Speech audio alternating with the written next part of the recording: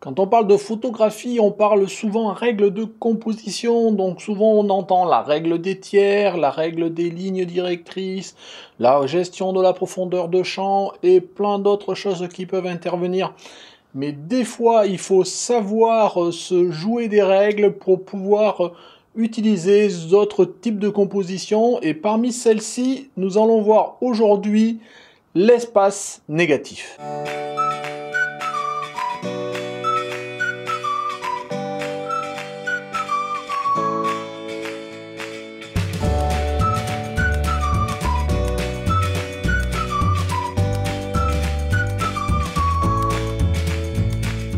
Bonjour, bienvenue sur Jeb Photographie. Donc vous l'avez vu en introduction, aujourd'hui on va parler d'une technique spécifique en photo qui s'appelle l'espace négatif. Alors avec l'espace négatif, on ne se concentre plus sur son sujet mais plutôt sur son fond. On donne de l'importance à ce qu'il y a autour du sujet.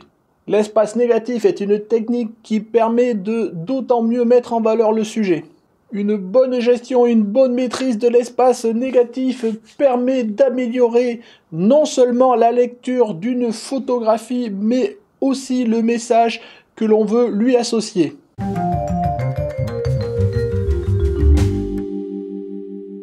Alors, qu'est-ce que l'espace négatif ? Une façon simple de le définir, c'est qu'on peut appeler espace positif globalement le sujet principal, les éléments principaux de notre photo. Et dans ce cas-là, on appellera espace négatif, en fait, tout le reste. De façon générale, je dirais notamment l'arrière-plan.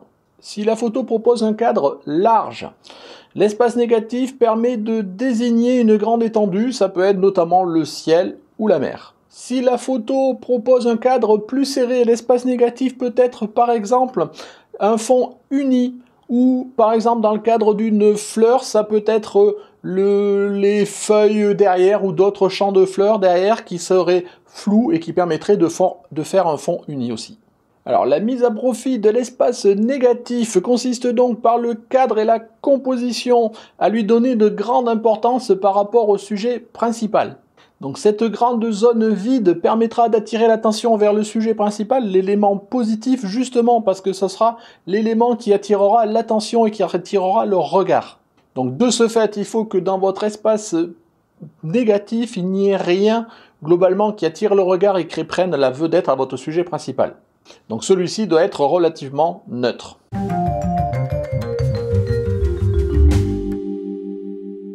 Alors, quelle est la fonction de l'espace négatif ? Comme on l'a vu, l'espace négatif permet de définir clairement le sujet principal de votre image. Il aide à attirer l'attention de celui qui regarde votre photo, parce qu'il n'aura pas à chercher au milieu de votre photo quel est le sujet principal. Avec l'espace négatif qui a un ton neutre et dénué d'informations, son regard sera directement attiré vers le sujet principal qui lui sera pour le coup minimisé. L'arrière-plan, donc notre fameux espace négatif, ça sera l'élément vraiment qui nous permettra d'isoler notre sujet principal dans le cadre de notre photo. Et donc d'identifier les sujets d'intérêt principaux de la photo, le sujet principal.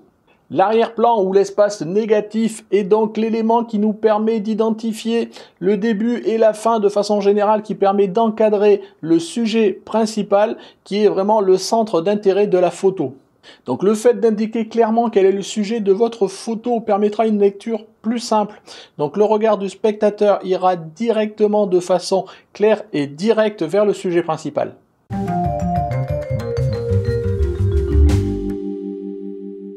Alors comment mettre en pratique l'espace négatif ? Alors il ne faut pas oublier que l'espace négatif, ça ne doit pas faire de l'ombre à l'espace positif à votre sujet principal. Donc il faut, comme on l'a vu déjà, qu'il soit sur un ton neutre. Il ne faut pas qu'il y ait de détails qui attirent l'attention, qui volent la vedette à votre sujet principal.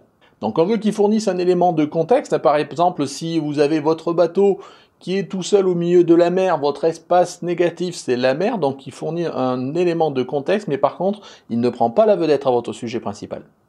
Pareil pour un oiseau dans le ciel. Donc le ciel aide à associer l'environnement, je dirais, de l'oiseau et l'immensité de l'environnement de l'oiseau, mais par contre, il ne vole pas la vedette à votre oiseau. Donc pour gérer un espace négatif, comme on l'a vu, il faut un arrière-plan qui soit je dirais, d'un même ton. Donc ça peut être la mer, ça peut être le ciel, qui sont des espaces négatifs, je dirais, naturels. Ça peut être un flou d'arrière-plan dans une prairie qui permet d'avoir un flou avec un fond vert, un ton uniforme vert, je dirais. Ça peut être un ton, un fond uni que l'on mettrait, par exemple une feuille blanche si vous faites une photo avec un décor par-dessus, ce genre de choses. Ça peut être une texture, mais qui ne doit pas attirer trop le regard, je dirais, de par les éléments de la texture naturellement.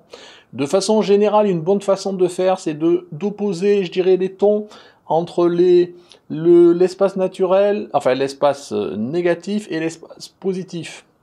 Si l'espace positif est dans des tons sombres, il est bon d'avoir un espace négatif qui soit dans les tons clairs, et inversement.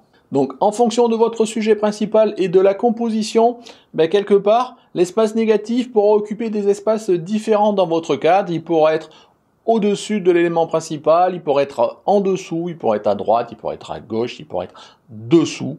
Il peut être à plein d'endroits et en fonction de ça, la lecture peut être différente. Cet espace négatif peut contribuer à accentuer un certain nombre, je dirais, d'émotions, de messages par rapport à votre sujet principal.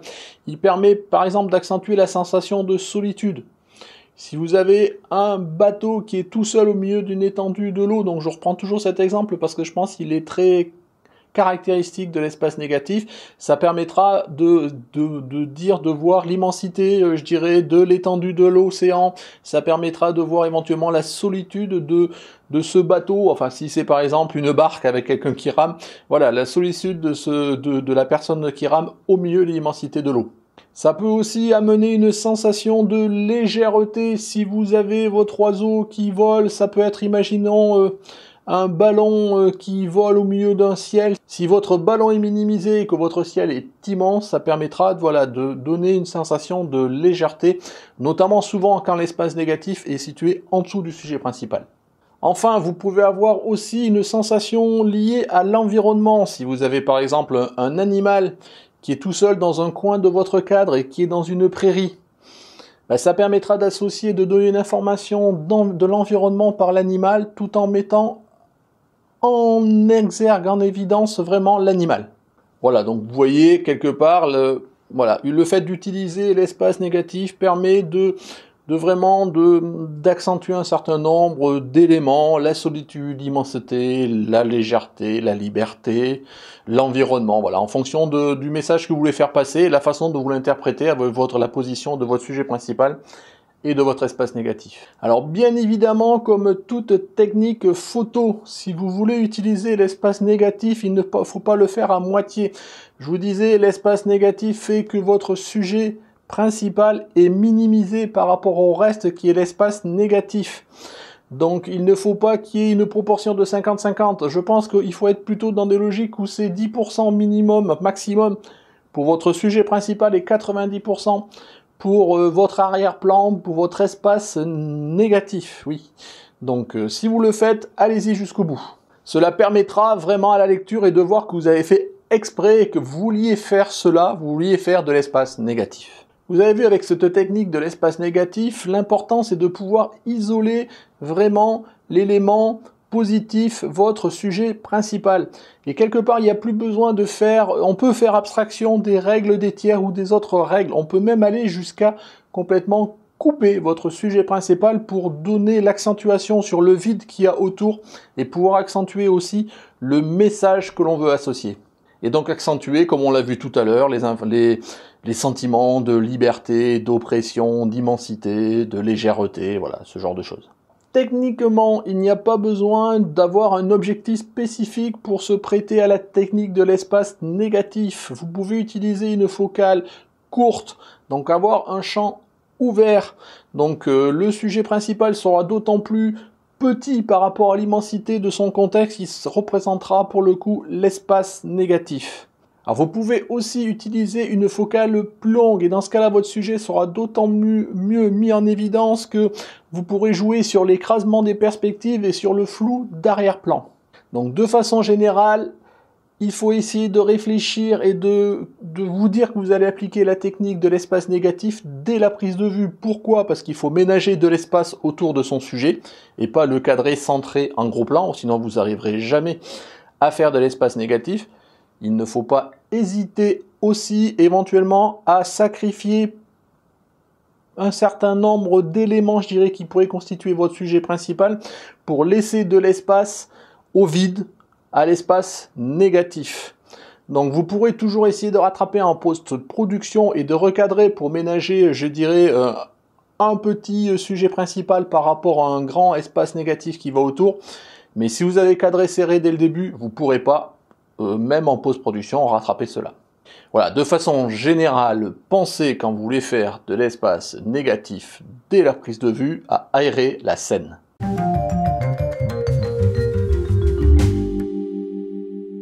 Voilà, pour conclure, on voit que l'espace négatif peut être de couleur neutre, peut-être de couleur colorée, voire texturée, mais dans tous les cas, il faut qu'il ne prenne pas le pas sur le sujet principal.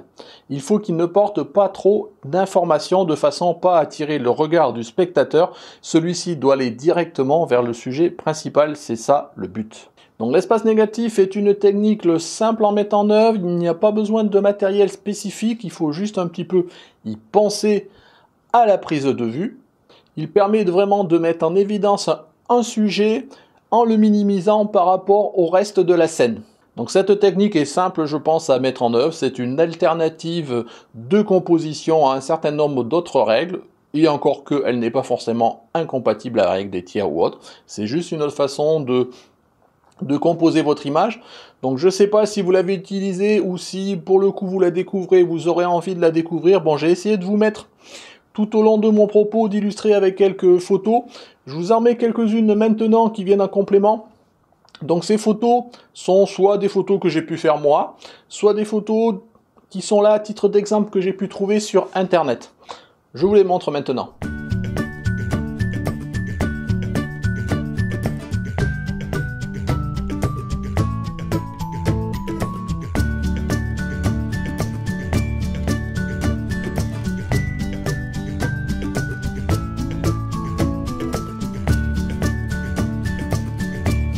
Donc voilà, ce tuto se termine, cette présentation de la technique de l'espace négatif. Donc j'espère que ça vous a plu, j'espère que si vous l'avez découvert, que vous essayerez de la mettre en œuvre.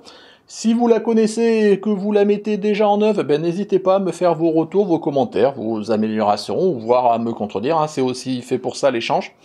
Donc moi j'ai déjà utilisé quelques fois, bon c'est pas une technique qui s'utilise tout le temps, c'est pareil, c'est comme toutes les techniques, il faut la connaître, il faut savoir la mettre en œuvre, et après il faut pas en abuser. Par contre c'est vrai qu'elle peut être très utile dans certains contextes à passer des messages un peu spécifiques, à donner des émotions qu'on pourrait pas donner d'une autre façon. Voilà, donc c'est une technique supplémentaire à avoir dans sa besace.